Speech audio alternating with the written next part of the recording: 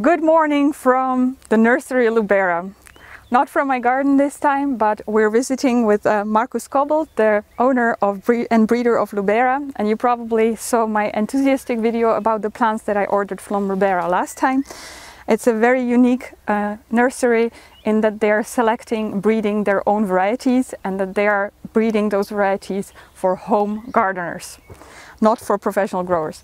And I want to take this opportunity to ask Mr. Kobelt to show us 5 different varieties. Oh, only 5?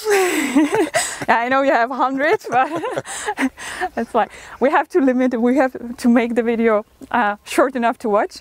So I asked him to show us 5 interesting things for home gardeners. The first one. Okay, the first one is a big one, like me. So black marble, a black currant. It's the biggest one I have ever bred, and perhaps one of the biggest ones. It's not ripening now. Not ripen now. It's ripening here, and you see the ripened fruit will be more than 1 centimeter, till 1 centimeter 5 millimeters. So very big and very sweet. The plant is resistant to mildew and a nice plant. But there's also a negative thing. There are only 2-3 fruits per strict. We have other varieties with 12 to 15 per strict, but then they are small. You cannot have everything in breeding and gardening. No, I have never seen a variety of currant that has such huge fruits. Yeah, it's really incredible. Yeah. Can you zoom in? Can you see the size? This is, I have never seen anything like this. It's the American way. Big is beautiful. The bigger the better. Okay. Gooseberries are one of my favorite small bushes for the home gardener, and I know they are very popular in the UK as well. But Lubera has many as a breeding program for gooseberries, so they have a lot of their own cultivars. This is one of them. Yes, what is special about this one? Yes, you know, gooseberries are Stachelbeeren in German. They have thorns, and we have bred thornless ones. Well, they are not 100% thornless one. Here in the old wood you have some thorns, not many, but be careful. It's hardly but here in the new wood you have almost nothing. And the good thing is all these types of thornless or almost thornless gooseberries are also have the best resistance against mildew.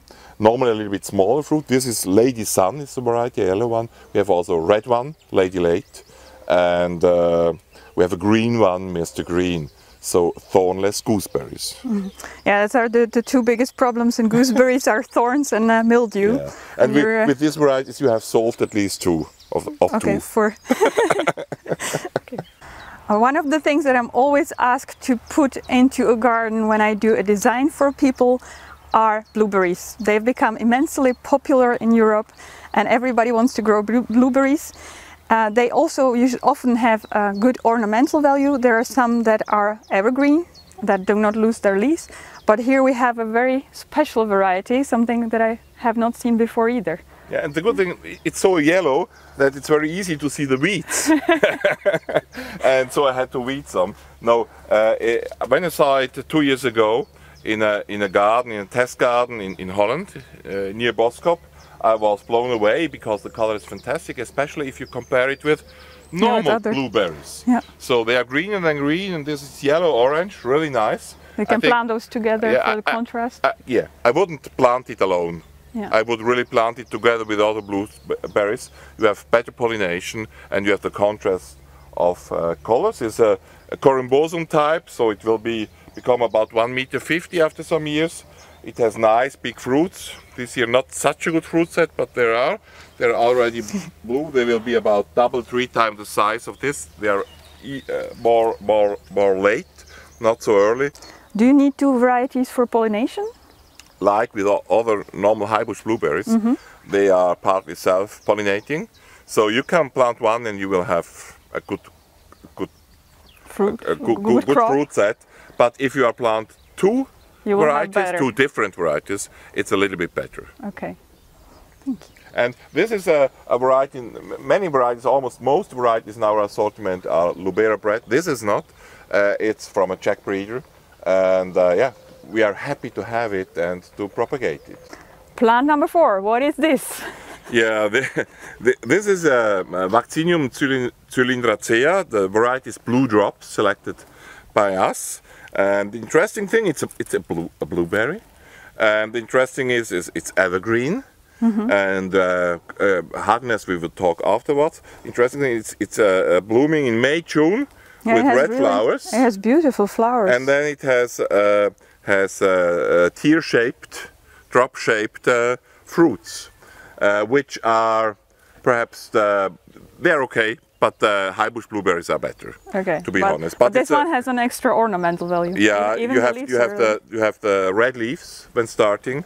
You have the flowers, then the berries, and it's a little bit every bearing. It has also later on in August, September, it can have blooms and new fruits. Okay. So it's always something going on. And the winter hardness we have seen in this winter is better than we expected. In this winter they lost the leaves, but you see sometimes a tip which was dead here, but the rest of the plant they were overwintered here outside without any protection, and so some tips were destroyed, but otherwise it's rather hardy. Should be like till -10? Minus 15. Minus 15. Yeah, minus 15. So in northern climates, in UK, in Holland, in northern Germany, no problem. In Switzerland or southern Germany, I would protect it a little bit in the winter, not against the cold, but against the sun.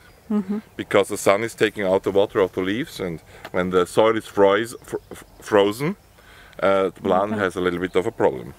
And no problems with pollination? It can set fruit on its own? Yeah. Okay. Yeah. Beautiful plant. Yeah, it's a nice plant.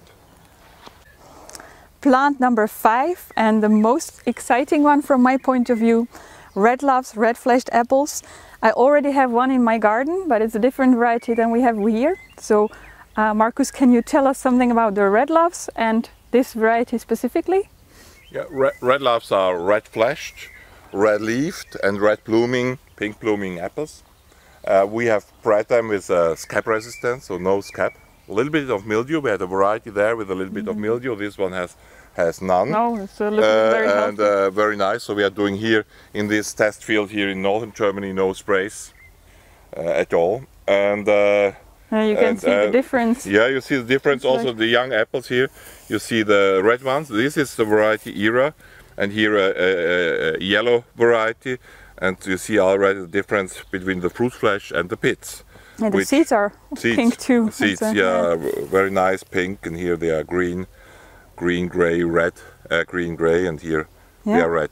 This is my, perhaps I think my best variety for me. Not for your favorite my child? favorite, yeah, because it's a small one. It's very fruity. No astringencies as some other varieties. It's more on the sour side, so high acidity, but also enough sugar, and it's the best juice for sure.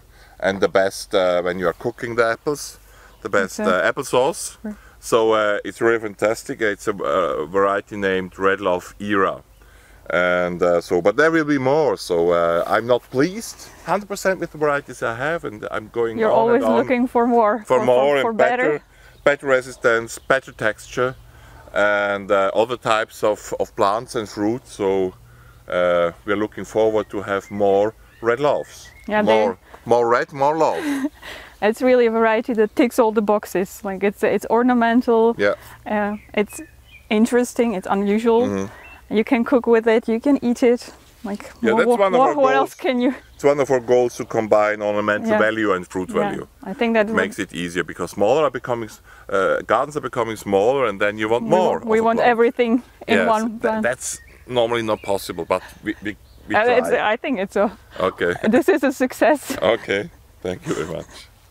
Thank you, Markus, for showing us around and showing us some of your favorite plants. And if people now want to order them, I can put a link to your web shop in the description box. Yeah. And maybe you could give us a discount as well? Of course, it will be a discount of 20%.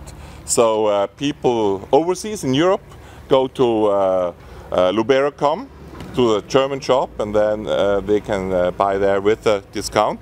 And people overseas from the other side, so in UK, can go to Lubera.co UK and use their, I think, different code for the shop there, and also to have a 20% reduction. Okay, we'll put all information in the description box. Thank you very much. And thank you. Thank and you the for rose the for beautiful you. rose. Thank you.